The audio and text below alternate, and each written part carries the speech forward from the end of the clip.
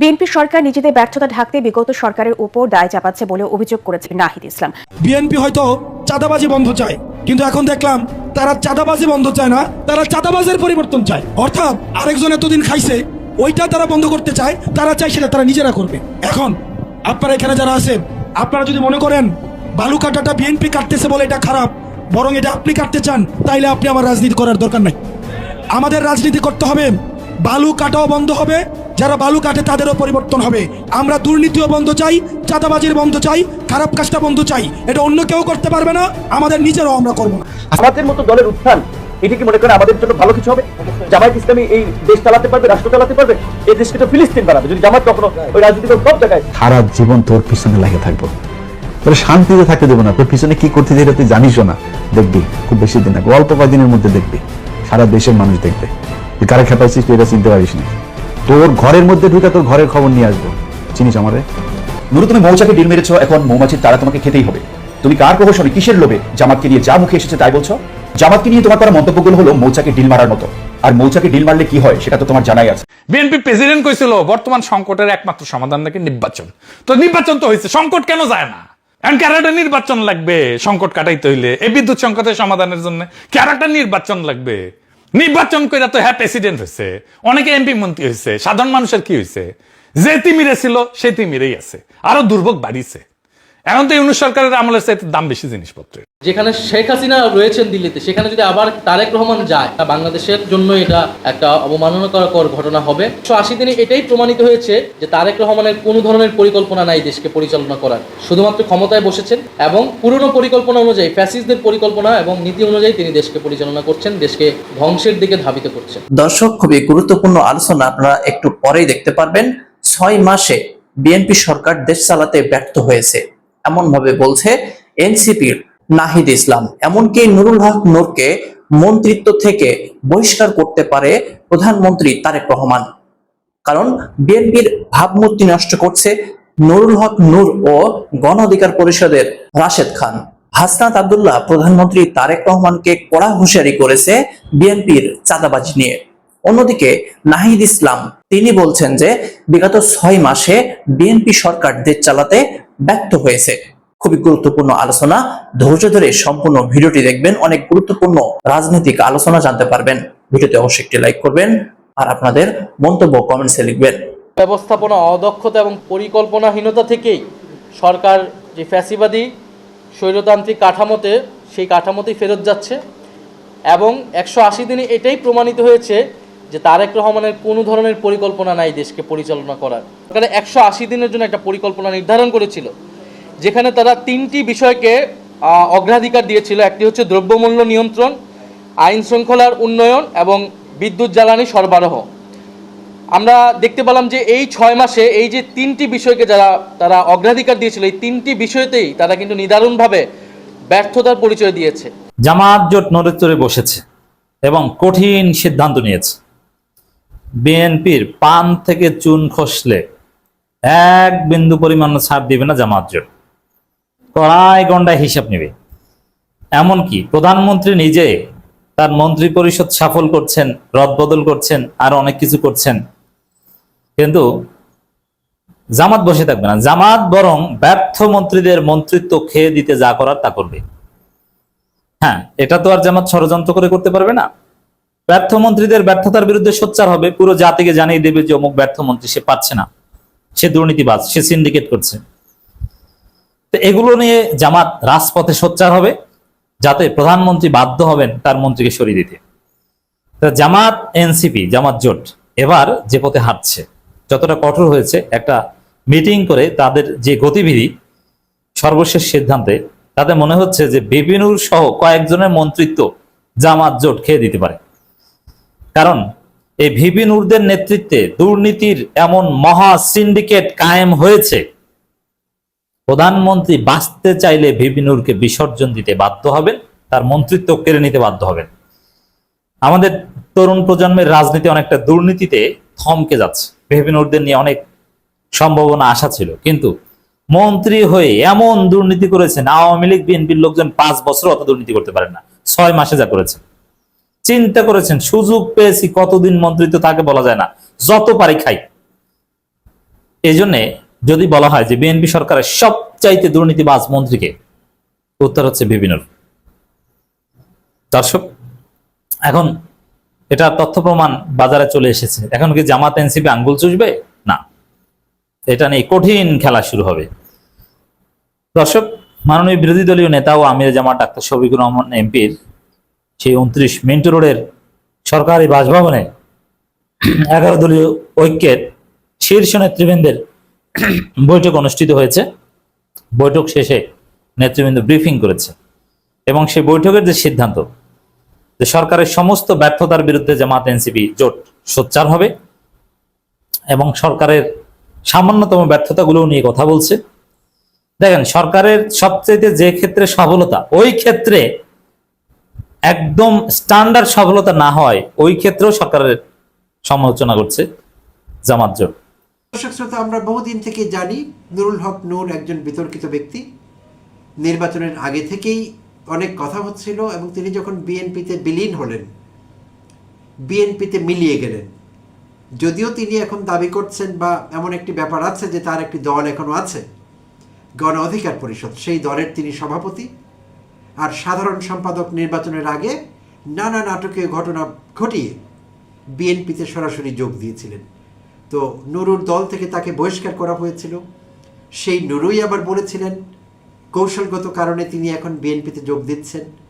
হাজার নাটকীয় ঘটনার তারা জন্ম দিয়েছিলেন। তো যাই হোক, তো নুরুল হক নূর একসময় জনপ্রিয় হয়েছিলেন এই দেশে। মাঠে বক্তৃতা দিতেন, ভালো বক্তৃতা, অর্গানাইজ করবারও ক্ষমতা আছে। 2019-এ যখন তিনি ডাকসু ভিপি হলেন, ভিপি হওয়ার পর থেকে কিন্তু সব কিছু আস্তে আস্তে বদলাতে শুরু করলো।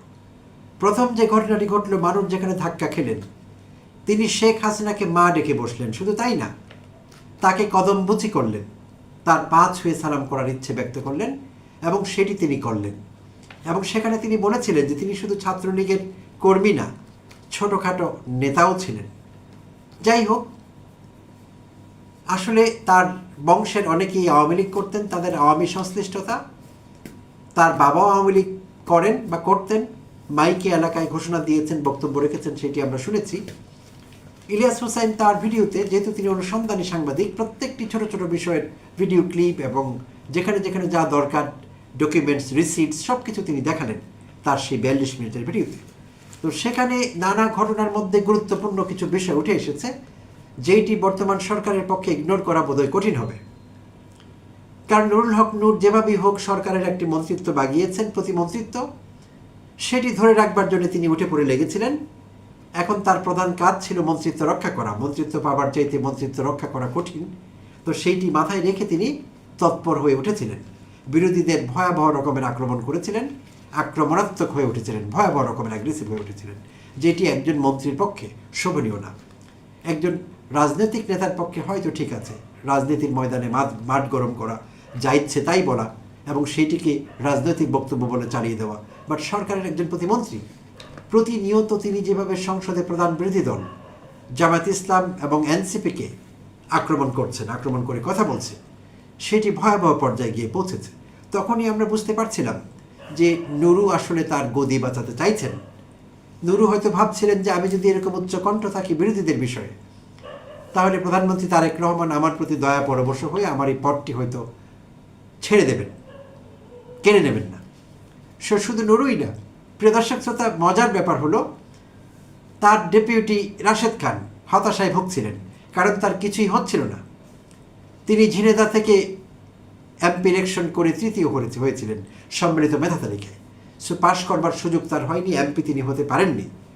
তো সেই থেকে তার হতাশা, এবং হতাশা থেকে তিনিও হয়ে উঠেছিলেন ভয়াবহ আক্রমণাত্মক বিরোধী দলের নেতাকর্মীদের উপর। ভয়াবহ পর্যায়ে পৌঁছেছিল সেটা। এবং এখনও প্রতিনিয়ত নুরু যেই চেষ্টা করেছেন বা করছেন পদ বাঁচিয়ে রাখবার জন্যে, তিনিও রহস্যজনক কারণে প্রধানমন্ত্রীর রাজনৈতিক সহকারী হলেন রাশেদ খান, এবং হয়ে তার পদটি বাঁচাবার জন্যে, চেয়ারটি ধরে রাখবার জন্যে সচিব পদমর্যাদায়, তাও আবার। তো যা ইচ্ছে তাই করছেন এখন। সো দুজন মিলে উঠে পড়ে লেগেছেন তাদের এজেন্ডা বাস্তবায়নে। আর তাদের আক্রমণের শিকার হয়েছে এনসিপি এবং সংসদে প্রধান বিরোধী দল জামায়াত ইসলামী। তো সম্প্রতি নুরুর একটি বক্তব্য আপনারা শুনেছেন। নুরু দাবি করছিলেন জামায়াত শিবিরকে আইন প্রণয়ন করে দরকার হলে ঐকমত্যের ভিত্তিতে ঐকমত্য গঠন করে তাদেরকে নিষিদ্ধ করতে হবে। প্রিয় দর্শক শ্রোতা, খুবই হাস্যকর মনে হয়ে থাকবে ঘটনাটি, তার এই বক্তব্য। কারণ শুধু নুরুল হক নূর না, যারাই জামায়াতের রাজনীতির বিরোধিতা করছেন, এখন বিএনপিও, একসময় যদিও বিএনপি তাদের দোসর ছিলেন কিংবা তাদের স্ট্র্যাটেজিক পার্টনার ছিল বিএনপি, তো তারাও এখন জামায়াতকে প্রধান শত্রু মনে করছেন, সেভাবেই কথা বলছেন, প্রধানমন্ত্রী থেকে শুরু করে ডাউনওয়ার্ড সবাই। তো তারা যতই চান না কেন, এটি বাস্তবতা যে জামায়াত তো রাজনীতিতে প্রতিষ্ঠিত হয়েছে, কারণ 2008-এ তারা 2টি আসন পেয়েছিল। প্রিয় দর্শক শ্রোতা, আর কিছু প্যারামিটার মেলাবার দরকার নেই, এটি বাস্তবতা। সেই 2টো আসন এখন হয়ে গেল 68টি আসন। তাহলে 2টো আসন যখন 68তে উন্নীত হয়েছে, তাহলে এটি মনে করবার যথেষ্ট কারণ আছে যে জামায়াত যথেষ্ট শক্তি সংহত করেছে, শক্তি অর্জন করেছে এবং ভোটারদের একটি বৃহৎ অংশের মনে জায়গা করতে পেরেছে। আর ভোটাররা ভোট দিয়েই তাদেরকে 68 আসনে তাদের দলীয় এমপি নির্বাচন করে জাতীয় সংসদে পাঠিয়েছেন এবং তারা এখন সংসদে প্রধান বিরোধী দল।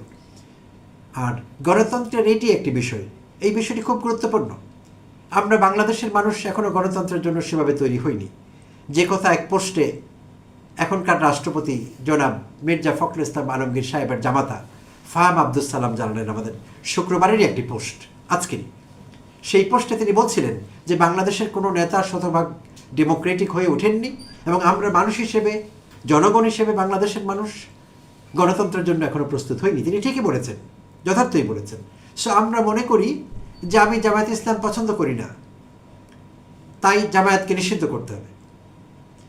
আমি বিএনপিকে পছন্দ করি না, তাই বিএনপির বিরুদ্ধে কথা বলতে হবে ইস্যু না থাকলেও। আমি এনসিপিকে পছন্দ করি না, তাই এনসিপির নেতাদের পচাতে হবে। বিষয়টি এরকম না। সো এর নাম গণতন্ত্র না। আমরা মুখে গণতন্ত্র গণতন্ত্র বলছি, মাঠ কাঁপাচ্ছি, মাঠে আমাদের নেতারা বক্তব্য রাখছেন, আমরা সেখানে রোদ বৃষ্টি উপেক্ষা করে সেখানে বক্তব্য শুনছি। দিন শেষে আমি সেই আগের মতোই, আমি যে লাউ ছিলাম সেই কদুই আমি হয়ে আছি। অর্থাৎ গণতন্ত্র ততটুকু যতটুকু আমার ভালো লাগে। আমার অপিনিয়নের সঙ্গে মিললে আপনি গণতান্ত্রিক, আপনি ডেমোক্রেটিক, আপনি গণতন্ত্র চর্চা করছেন, আপনি মহান মানুষ। অপিনিয়ন না মিললে আমি আপনার শত্রু। অর্থাৎ সঙ্গে থাকলে সঙ্গী, না থাকলে জঙ্গি। এই হলো আমাদের গণতন্ত্রের সংজ্ঞা। তো সেদিক থেকে বিবেচনা করলে নুরু যে বক্তব্য রেখেছেন, নুরু ভেবেছিলাম যে নুরু হয়তো রাজনীতি শিখে গিয়েছেন, এতদিনে ডাকসু হয়ে এসেছেন, অনেকদিন হয়ে গেল তো মাঠে আছেন। তো নুরু বলছেন ঐকমত্য গঠন করে জামায়াত শিবিরকে নিষিদ্ধ করতে হবে। কে পারবে এটি করতে? কার ক্ষমতা আছে? কোন প্যারামিটারে? 68টি আসনে তারা প্রতিনিধিত্ব করছে, শুধু তাদের নিজ দলের কথা বললে। আমি ঐক্যের কথা বলছি না বা জোটের কথা বলছি না। জামায়াত ইটসেলফ 68টি দল ভোট আসন তারা পেয়েছে।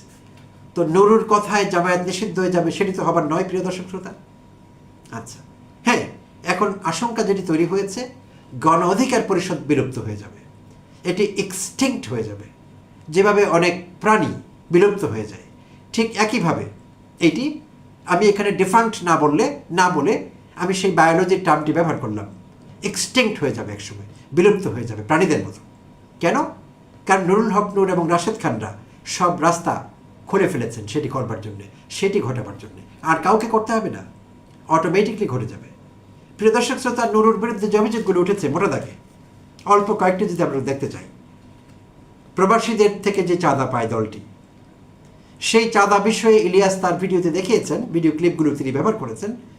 বিশেষভাবে আমেরিকায় থাকা কয়েকজনের সাক্ষাৎকার দেখালেন। তারা নিয়মিত চাঁদা পাঠান নুরুর দলকে, কিন্তু কখনো তারা রিসিট পাননি।